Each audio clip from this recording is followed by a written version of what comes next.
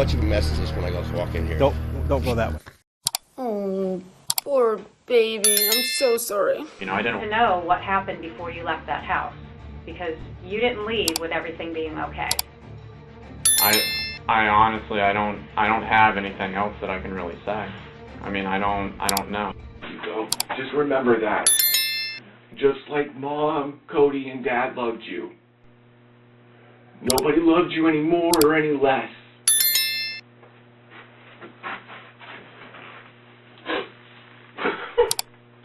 In Chuluota, Florida, just east of Orlando, life moved at a calm, steady pace. It was the kind of community where families planted deep roots, where lawns were trimmed with care, and where evenings were often spent on porches under the soft hum of cicadas. The Amato family lived in one such neighborhood, middle class, suburban, safe. Nothing about their single-story home on Sultan Circle stood out. To most, it looked like any other house on the block. But on the morning of January 25, 2019, deputies from the Seminole County Sheriff's Office arrived at that address to conduct a welfare check. What they found inside would send shockwaves through the entire community. 3 people were dead: Chad Amato, his wife Margaret, and their son Cody. Each had been shot. There were no signs of forced entry, no overturned furniture, no shattered glass, no missing property. The home was undisturbed, except for the bodies. Only one member of the family was unaccounted for: their eldest son, 29-year-old Grant Amato. At first glance, nothing about Grant's background suggested violence. He was raised in a stable, loving home. His father, Chad, was a successful IT professional who worked hard to give his children every opportunity. He was methodical, precise, a man who believed in discipline, education, and responsibility. He kept order in the household and expected the same from his children. Margaret, a longtime pharmacist, was known for her kindness and deep devotion to her family. She carried herself with quiet strength, often the one to mediate disagreements, the one who always listened even when the answers were difficult. Her love for her sons was unquestionable. She tried to see the best in each of them, even when it became harder to find. Their youngest son, Cody, had followed the straight path.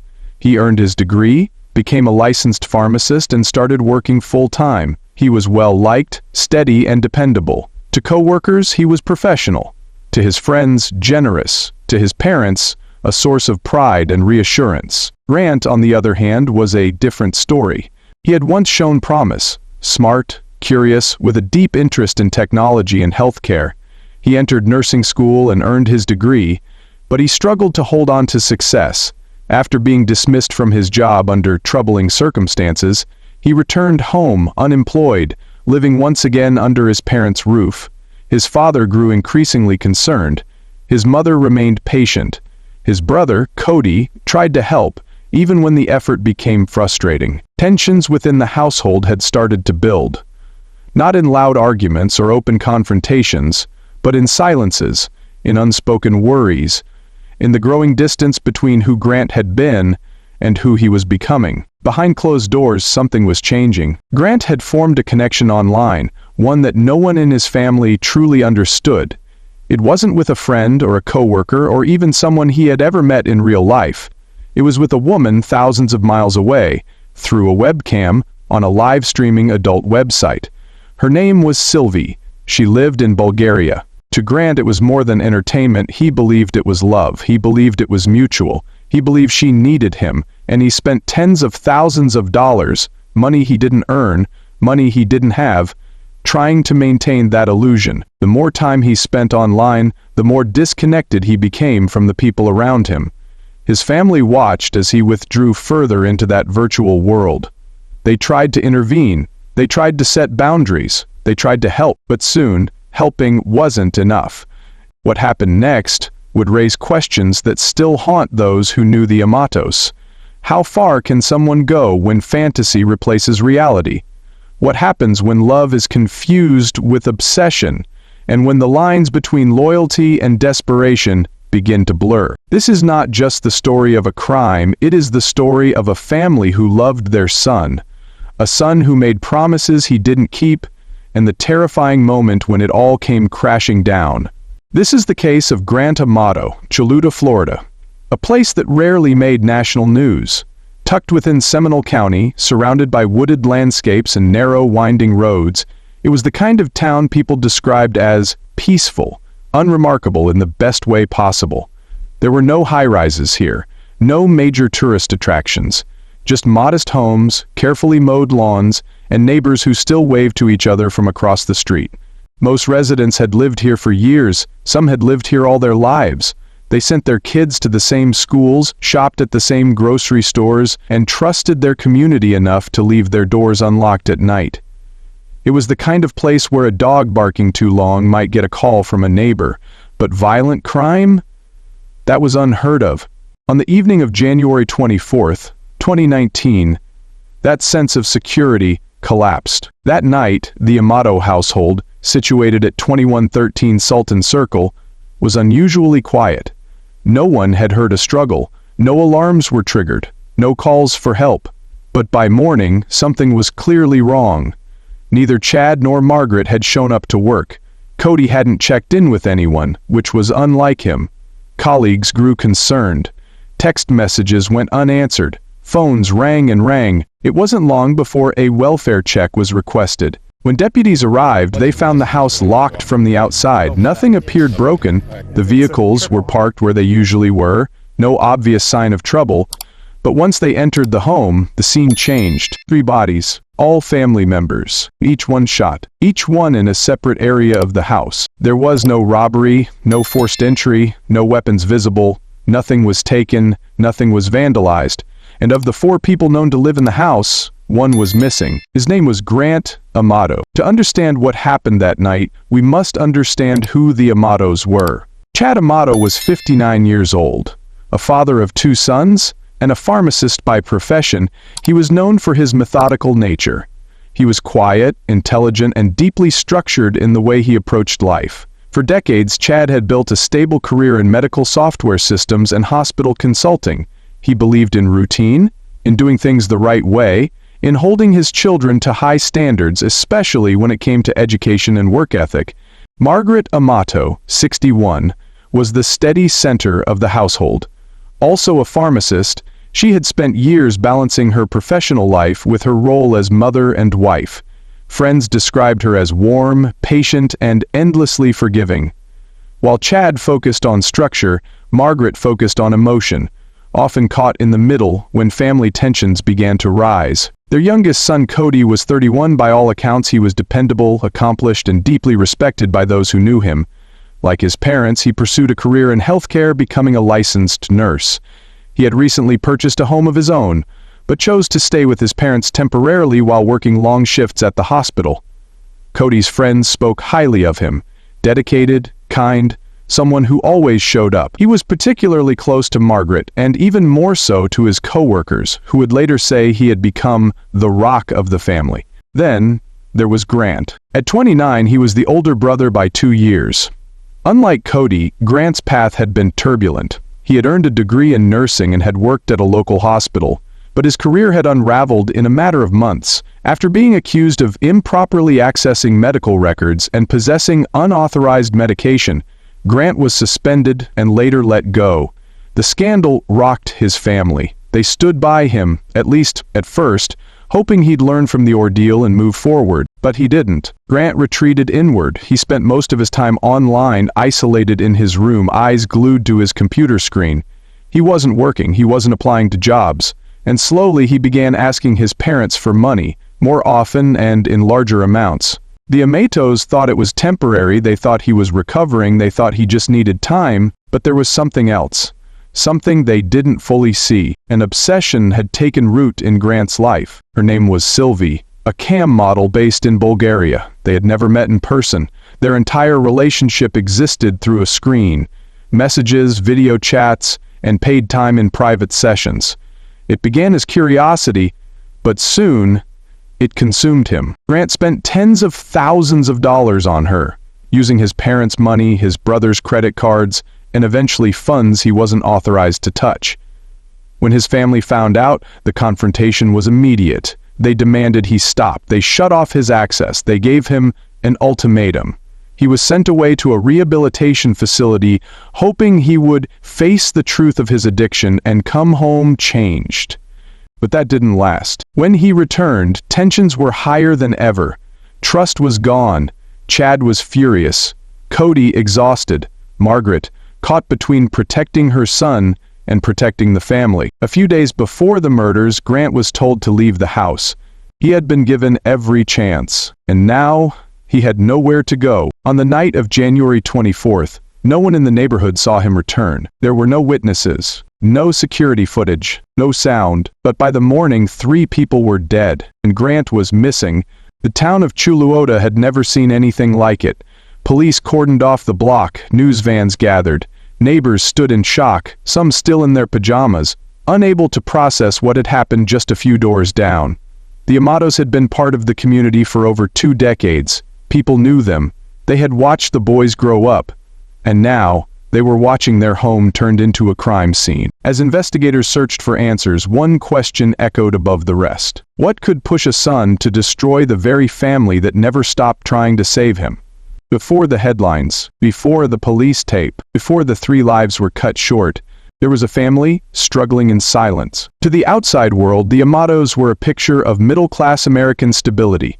2 parents, both licensed professionals. 2 sons raised with discipline, surrounded by opportunity. No record, no violent history, just a household trying to navigate the pressures of modern life.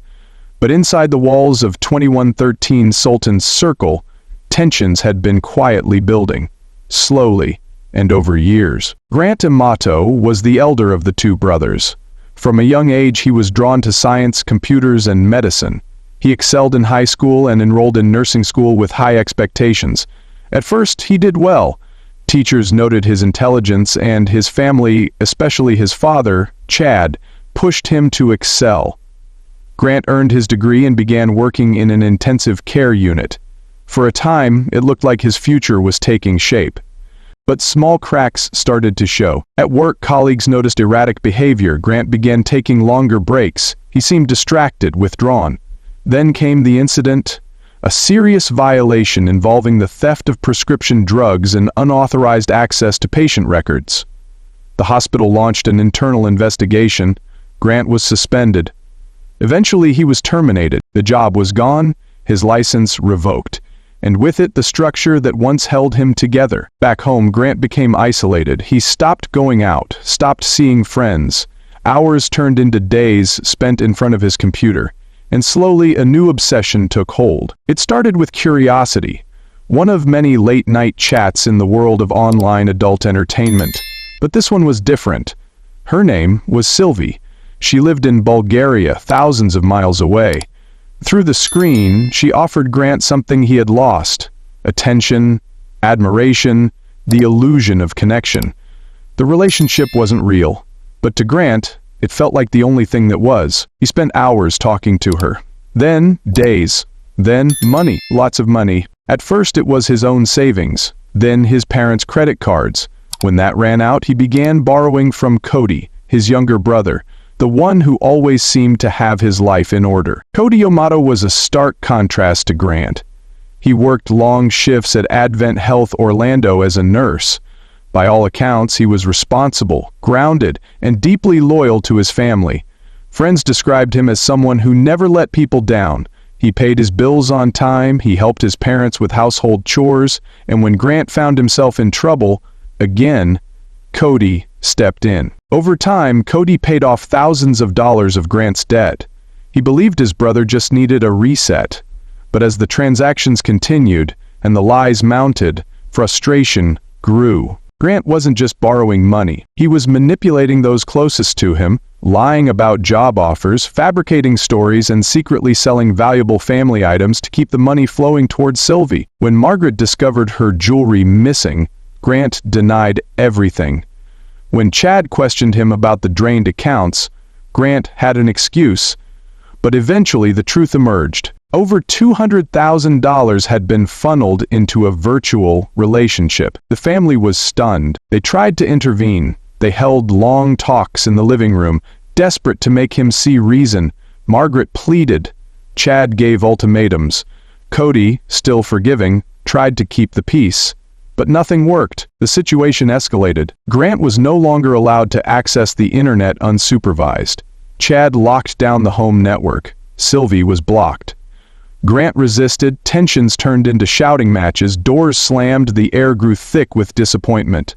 Eventually they gave him a choice: get help or get out. In early January 2019, the family arranged for Grant to attend a rehab facility that focused on internet and digital addictions.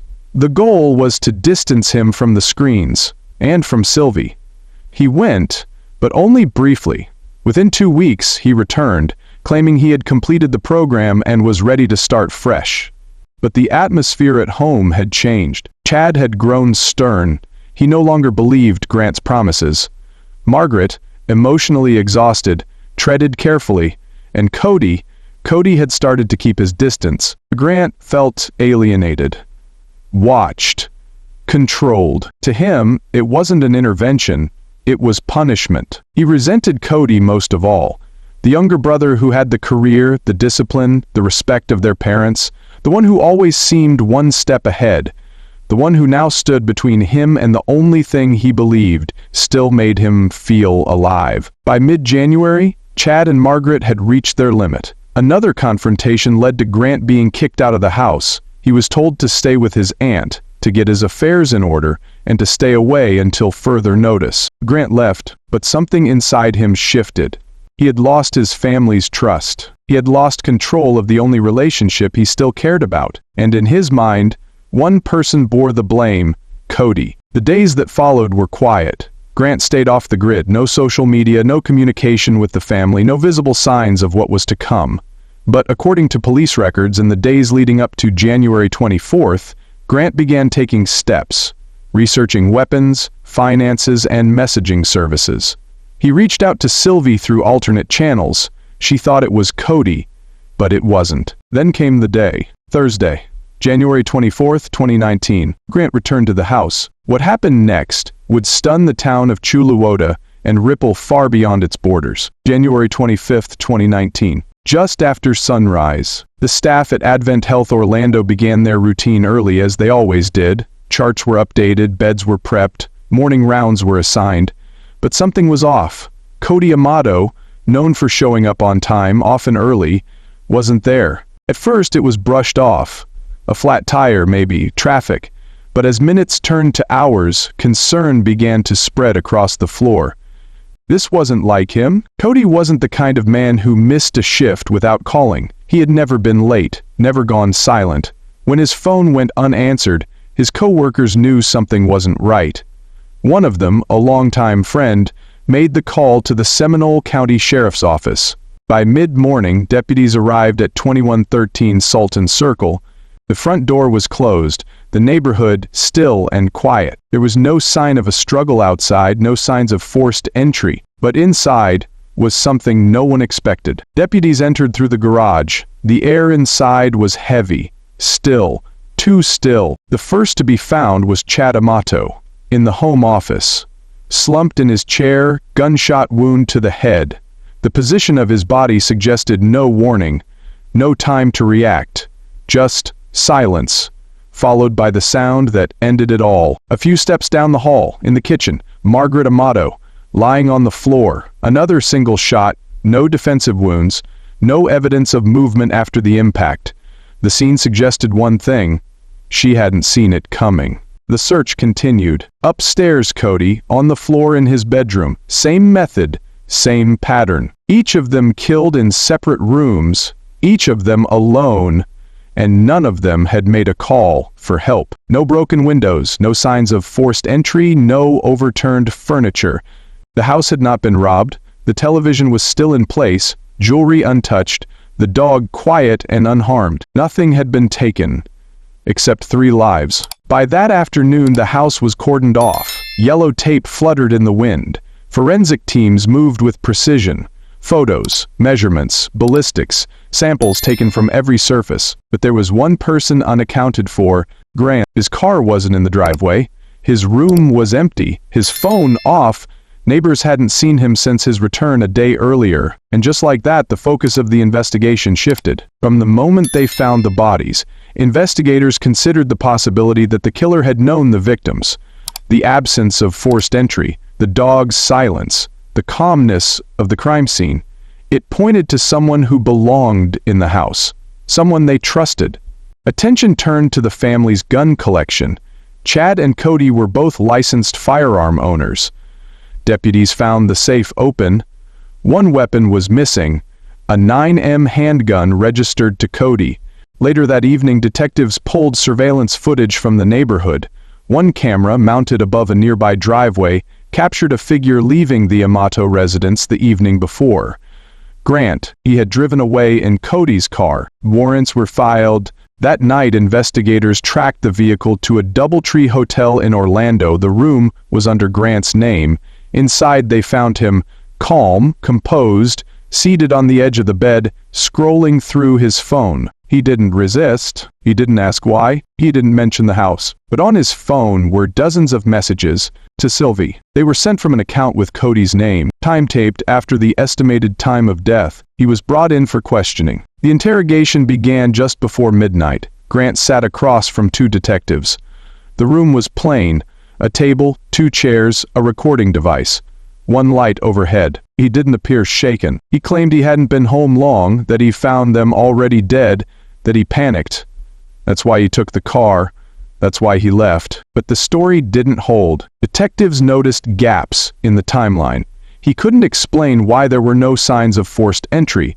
He couldn't explain why his digital fingerprints were all over Cody's devices, sending money, accessing banking apps, logging into Sylvie's live streams. He denied everything. Hours passed, but the evidence began to speak louder than his words. Gunshot residue was found on his clothing. A search of his hotel room revealed items belonging to Cody, his laptop, his phone, even the clothing Grant wore in the surveillance footage. When asked why he had them, Grant hesitated, then changed the subject. He never confessed, but his silence said more than his words. The murder weapon was never recovered, but the trajectory of bullets matched the type of ammunition used in Cody's missing 9mm. Ballistics, surveillance, digital forensics. All of it pointed in one direction. And on January 27th, Grant Amato was formally arrested for the murders of Chad, Margaret, and Cody Amato. Outside the station, the press waited. Cameras flashed. The story spread quickly. A family wiped out, a son in custody, and underneath it all, a question that would haunt the community for months to come. Why? In the days that followed the sentencing, silence fell over the Amato home. The rooms were empty now.